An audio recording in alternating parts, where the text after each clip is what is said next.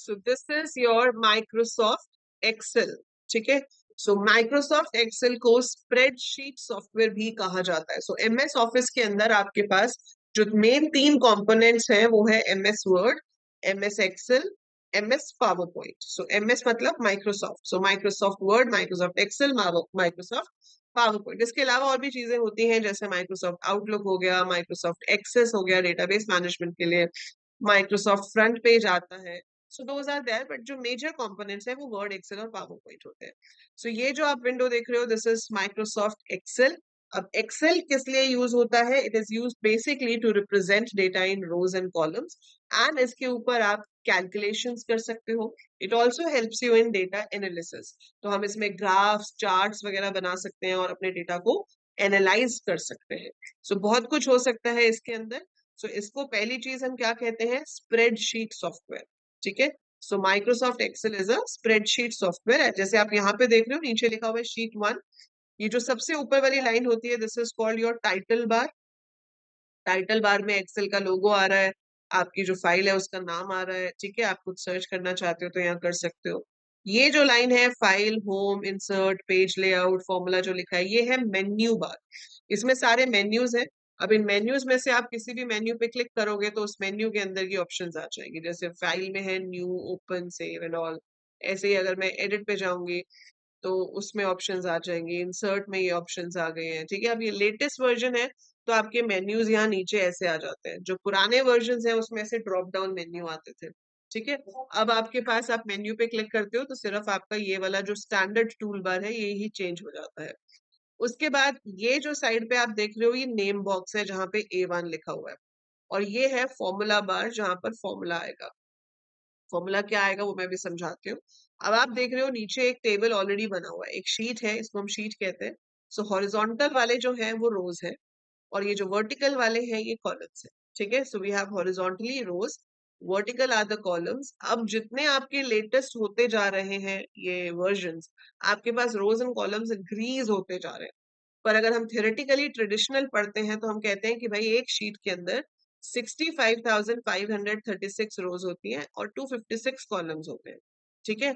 So basically यहाँ पर क्या है, जैसे ये वाला जो बॉक्स है ये कैसे बन रहा है? कॉलम ए और रो 1 को मिला के, तो इसका नाम A1 हो गया। मैंने यहाँ क्लिक किया, ये है ई कॉलम 7 रो में, तो इसका नाम E7 हो गया।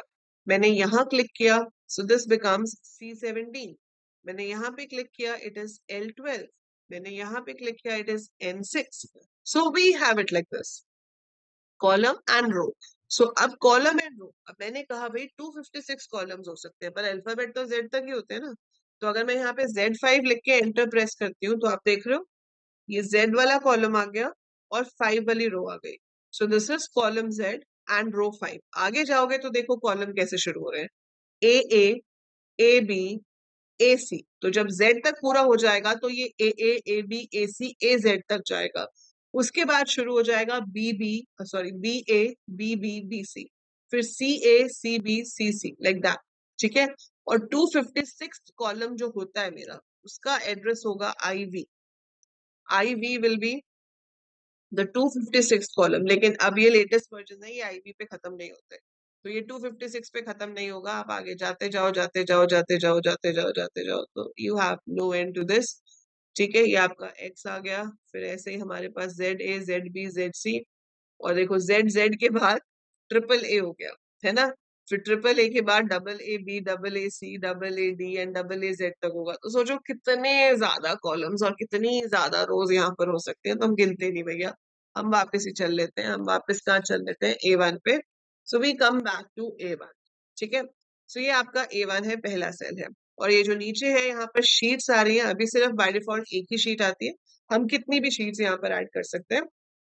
पहले 16 शीट्स की रिस्ट्रिक्शन होती थी, अब वो भी नहीं है।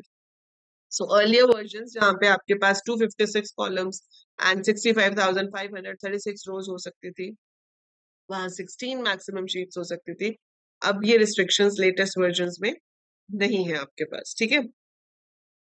तो अभी यहाँ पर हमें देखना है कि हम इसमें डेटा कैसे लिखेंगे। बहुत सिंपल है डेटा लिखना। आप यहाँ पे क्या चाहते हो? हमारा ऑल टाइम फेवरेट, चाहे C का प्रोग्राम हो, चाहे HTML का टेबल हो, चाहे एक्सेल हो, हम क्या बनाते हैं, स्टूडेंट का नाम लिख लेते हैं और मार्क्स लिख लेते हैं, है ना।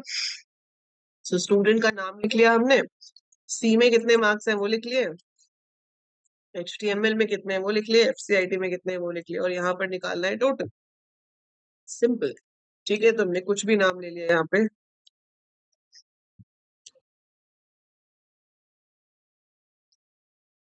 Let's have written this.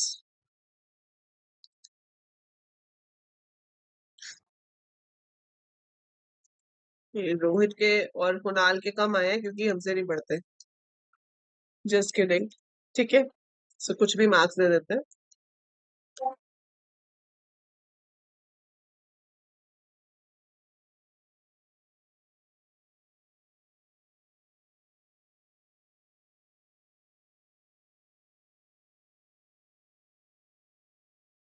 Let's say ये मार्क्स। ठीक है, अब आप यहाँ टोटल निकालना चाहते हो। सो टोटल निकालना बहुत इजी है यहाँ पर, यही तो मेन काम है एक्सेल का कि कैलकुलेशंस कर सकते हो। कैलकुलेशंस देखो बहुत सारे फॉर्मूलाज एंड अलग अलग तरीके से मेथड्स हम लिख सकते हैं, पर फिलहाल मैं आपको सबसे इजी तरीका बता रही हूँ। ये आप बटन देख रहे हो सिग्मा वाला, सिग्मा का मतलब होता है ऑटो सम। क्लिक कर दो इस पे। ये फॉर्मूला बार के अंदर देखो फॉर्मूला लिखा हुआ आ रहा है, क्या लिखा है, is equal to some B2:D2, मतलब B2 वाले सेल से लेकर D2 वाले सेल तक ऐड कर दो। हाँ, यही चाहिए, यही चाहिए मुझे कि B2 से लेके D2 तक ऐड हो जाए। ठीक है, मैंने एंटर प्रेस कर दिया, ऐड होके आ गया 287। क्लिक किया इस पे। अब बाकियों के लिए भी तो चाहिए, सो बाकियों के लिए भी चाहिए तो कोई प्रॉब्लम नहीं है, सबको ऐसे सेलेक्ट कर लो और इस ऑटो सम पे क्लिक कर दो, सबका आ गया। That easy.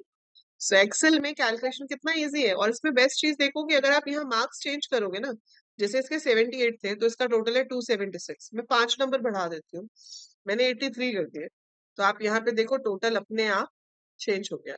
So if you change the value the total will also change of its own. ये तो मैंने एक छोटा सा फॉर्मूला देके दिखाया आपको, बट अभी हम फॉर्मूलाज बहुत डिटेल में पढ़ेंगे। So we will be doing it in like good detail कि कैसे कैसे आप फॉर्मूलाज देते हो, क्या क्या फॉर्मूलाज होते हैं, क्या कैलकुलेट कर सकते हैं, क्या नहीं कर सकते हैं। बाकी इसकी फॉर्मेटिंग जो है वो सेम होती है जैसे आप बाकी जगह पे करते हो। आप होम पे जाओ, यहाँ पे आप इसको बोल्ड कर सकते हो, टेक्स्ट का कलर चेंज कर सकते हो, आप यहाँ से जाकर इसका फॉन्ट का साइज चेंज कर सकते हो। So whatever you want you can change it like that. Even आप रो का बैकग्राउंड कलर भी चेंज कर सकते हो, जैसे ये है आपने इसको येलो कर दिया, ठीक है, आपने इसको सिलेक्ट किया, इसका बैकग्राउंड आपको सियान चाहिए, कोई भी कलर ये दे दिया आपने, ठीक है, आप इसको भी बोल्ड चाहते हो, टेक्स्ट का कलर आपको यहाँ पर ब्लू चाहिए तो आपने ब्लू दे दिया, पर आप देख रहे हो इसमें बॉर्डर्स नहीं आ रहे अब, है ना, बॉर्डर्स नहीं आ रहे, तो बॉर्डर्स के लिए भी हमारे पास ऑप्शन है। सो बॉर्डर्स के लिए आपके पास यहाँ पर ये वाली ऑप्शन है, इसमें सिर्फ नीचे लाइन आ रही है, आप इस एरो पे क्लिक करो, इसमें आप चूज कर सकते हो कि आपको सिर्फ बॉटम पे बॉर्डर चाहिए, सिर्फ टॉप पे चाहिए, सिर्फ लेफ्ट पे चाहिए, कहाँ चाहिए, तो मुझे तो सब तरफ चाहिए।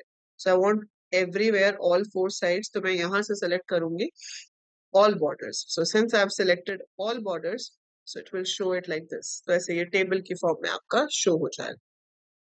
ठीक है, सो इस तरह से हम इसकी फॉर्मेटिंग भी कर सकते हैं। तो आप इसमें कलर चेंज करना, फॉन्ट चेंज करना, साइज चेंज करना, वो सब कुछ कर सकते हो, can do everything over here. ठीक है, सो यहाँ पर आपके पास ऐसे ऑप्शन आती है, जो पुराने वर्जन थे उसमें फॉर्मेट मेन्यू के अंदर सेल ऑप्शन होती थी, तो हम वहां से कर सकते थे। ठीक है, but you are lucky enough कि आपको इसके स्टेप्स वगैरह लिखने के लिए नहीं आते एग्जाम में, प्रैक्टिकल में आते हैं, तो प्रैक्टिकल में आपको स्क्रीन दिखेगी and you will be able to do it.